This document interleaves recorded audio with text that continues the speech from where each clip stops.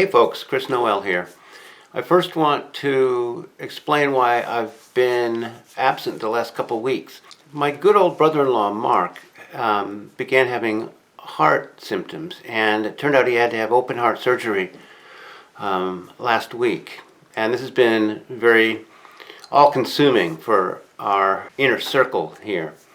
So I wanted to explain that. And today I just want to say a few words. First of all, to praise Steve Isdahl for his continuing great work, providing a platform for eyewitnesses, those who have encountered Sasquatch and have felt completely disenfranchised, without a voice, without any credibility or standing, and this has added to whatever trauma the original encounter caused. So I just really love what he does on that level.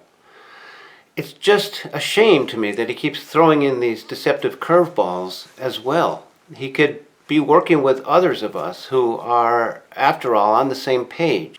Our hearts are in the same place as his heart.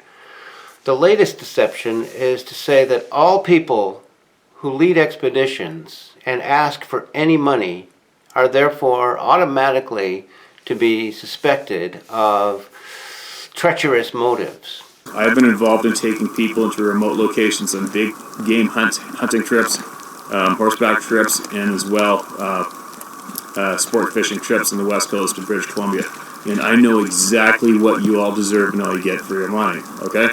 Now, if you are thinking about or about to partake in some kind of expedition wrangled up by some group who claims to be a researcher community, and they are making you travel to them on your dime, put a roof over your head on your dime, pay for all of your food with your money, and you're giving them money to go on public land for some kind of potential Sasquatch experience or encounter, they're an absolute fraud and they're taking advantage of you. Okay? That's not how it works. Okay? It doesn't matter what the business is, what the topic is. If somebody's taking your money for any kind of expedition or outdoor activity, you are going to be taken care of. You're going to be transported, housed, and fed for your money. Okay? So there you go. Well, the expeditions that I lead, both privately and through the BFRO, range from $100 to $600. And in the BFRO guidelines, after your first expedition, they're all half price. Steve seems to think that if we don't, through $100 to $600, fly our expedition goers to the site and house them and give them food, then we are being hideous and dishonest. He's going from a completely different paradigm. You see that he uses the word remote expeditions. Well, one of the main insights that we as a Sasquatch research community have gained over these last few years is, some more than others, is that Sasquatch are not just remote. Some of them are, and some of them are right next to civilization. So the expeditions that I lead don't go remote. They're not like Todd Standing expeditions. They're not like Steve Isdahl expeditions. Those two are wrong about the fact that Sasquatch can only be found deep, deep in the wilderness. They're simply dead wrong about that. I've filmed them twice right next to towns, one in Texas, one in Vermont. I've listened to many, many hundreds of hours of audio recordings from right next to where I live. And I've proven to myself and to others, both through that evidence and through stick and tree structures that coincide with where the audio has been captured, that they operate also very much alongside our own civilization. In terms of these two kinds of expeditions then, the kind that Steve leads, big game hunting deep into the wilderness, and the kind that I and others lead, it's apples and oranges. Did he share with his viewers that he charges multiple thousands of dollars for these expeditions? Of course he's going to be able to fly people in and house them and feed them, but he's also going to make his profit. Of course he is, or he wouldn't be a professional. There is no profession of Sasquatch research, and one of the things that holds us back is that there's no funding from organizations, from universities, from the government to study this kindred species. The most important species, I think, right now on Earth that's needing to be learned more and more about. The fact that it's not funded is a problem. And those of us who are really devoting our lives and remaining very, very poor in doing so to the study of this species, to being sincere students of this species, really are just trying to scrape by. We don't make thousands and thousands of dollars per person on these expeditions like Steve does. I have 5 people on most of my expeditions. Some of them don't pay at all because they're friends of mine. So what Steve is saying here is deeply unfair and deceptive, and I don't know why he has to be that way because he's doing such good work on the other hand. Here are a few clips to give you an idea of what my expeditions at least are like. And if you're not interested, please don't even watch. I'm not trying to recruit people for these expeditions. In fact, I don't have any coming up for months, so it's too early for that. I just wanted to give you an idea to show you that the caricature that Steve paints is highly inaccurate and self-serving, in fact.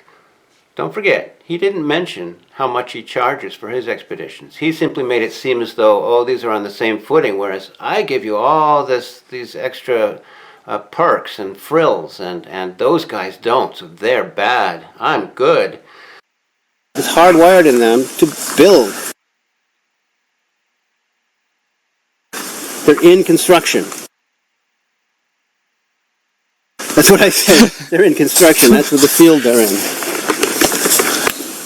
And my group of 7 of us decided to go off into this field. We just went off into this field at random. And no sooner have we gotten on there than we hear about 150 feet away, really close. Like, woo! And I said, nobody's over there. It was in a thick stand of trees. There was a moon kind of just coming up. The trees were all dark, and that's where the thing was. And it was this perfect so-called castle moat situation. That was its castle of concealment. And there was a literal moat, because we tried to walk toward it, and it was swamp water in between. So he had, barrier, and he had an escape route back away from us. And he threw stuff into the water, and just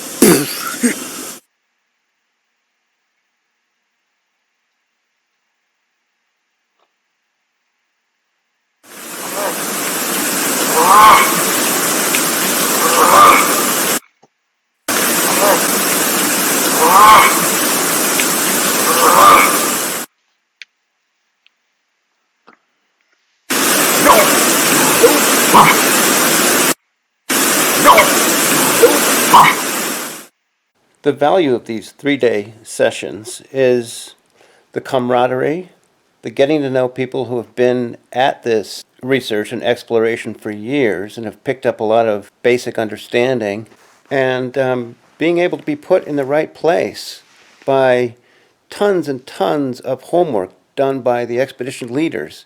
The right place to have an encounter. And many times we have close encounters with Sasquatch on these expeditions, and these are thrilling and life-changing for many of us.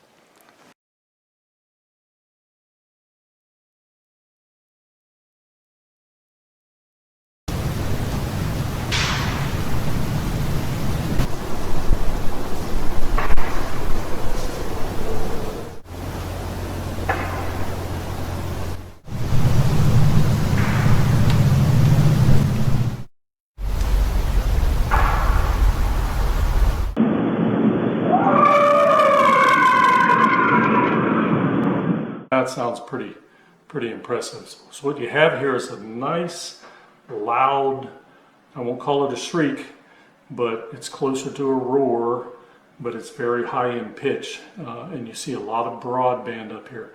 But it sounds like a very agitated voice.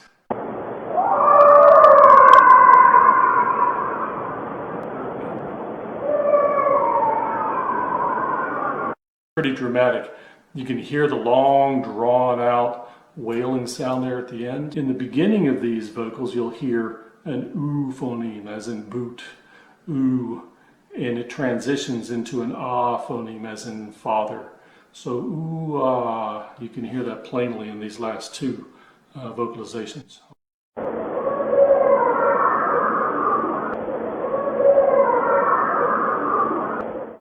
It has turned out that Sasquatch territory honeycombs our own territory. They're right there next to us. And this is something that even somebody as insightful and knowledgeable as Dr. Meldrum doesn't seem to get. So I and others who know this are really trying to push this information out into the general awareness of the public and of mainstream consciousness or culture. Steve loves to rail against those that he thinks are covering up the genuine, authentic truth of reality. But in vilifying those of us who are trying to give people hands-on, experiential learning about that truth, he's really only adding to its concealment.